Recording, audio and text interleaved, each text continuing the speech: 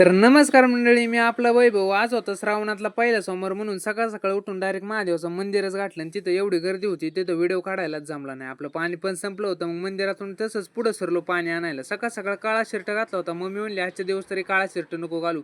मग काय डायरेक्ट आपण खादीच टाकली. तर रेंज नसल्यामुळं ना राज वैतागला होता. मग काय त्याला गरम चहा पाजून गार केला. चहा प्यायल्यावरती तो कुठं चांगला वागायला लागला. तेवढ्यातच मला काहीतरी अशा प्रकारची ड्रॉइंग आणि मेहंदी बघायला मिळाली. ती काढली होती आपल्या यशबाई यांनी. एवढं सगळं झाल्यानंतर ना आमचा बघाबघीचा पण कार्यक्रम झाला चेहरा बर का. नंतर ना जेवायला बसलो ना, आपल्याला उपास होता म्हणून आपण काय व्हेजच निपाटलं. तेवढ्यात दादा आपल्या पैसे आलता म्हणलं, तो आला तर त्याला पण घ्यावा ब्लॉग मध्ये. आणि दुपारची वेळ होती आणि वातावरण पण लय बेकार झालं होतं. तेवढ्यात आपले जिगरी मित्र वैभव शेट आपल्याला भेटायला आले. जशी दहावी संपली तसं त्यांचं आमचं भेटणंच नव्हतं, पण योगायोगाने आज तो दिवस आला आणि ते आपल्याला येऊन भेटले. त्यांच्यासोबत आपला जिगरी मित्र ओम पण आलेला होता. आता या ठिकाणी 5-5:30 वाजत आले होते आणि कटाळ पण लई येत होता. तेवढ्यात आपला राज पण आपल्यापाशी येऊनच बसलेला होता. मग चहा प्यायला जायचं प्लॅनिंग केलं. चहा प्यायला आम्ही चौघं गेलोच होतो. तेवढ्यात गायब झालेले फिटर पण आले. मग काय दोघा चौघांनी मस्तपैकी चहा घेतला. चहा प्याला आपला आळस दूर झाला.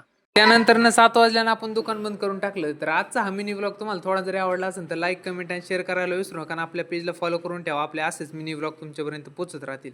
आणि आज आपल्याला महादेवाचं मंदिर दाखवायला जमलं नाही ना, आता आपण पुढल्या ब्लॉग मध्ये नक्कीच मंदिर दाखवू.